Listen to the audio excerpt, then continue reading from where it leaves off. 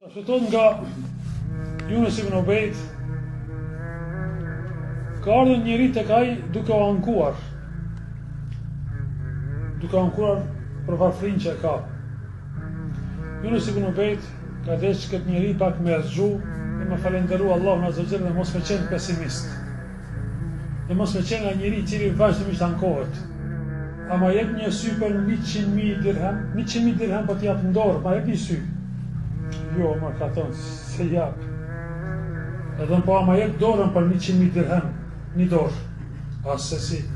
E dhënë po ma jep këmbën, për çdo këmbë ka 100.000 po t'jap. Jo, thot në bjen shpejt. Thot pas ke pasuritë mjaftueshme. Që duhesh me falenderuar Allahun subhanahu wa taala. Mos anko, sepse ke shumë të mira. Pa ka te që elhamdulillah jam mirë e shëndosh.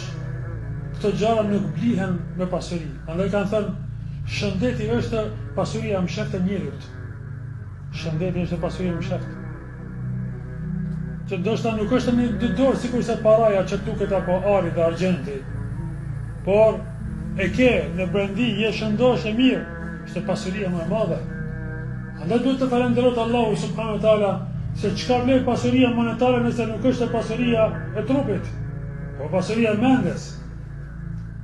Duhet të falenderojë Allahu azza wa jalla për këto mirësi. Dhe duhet ta mësojmë veten për me falenderuar Allahun subhanahu wa taala në forma të ndryshme.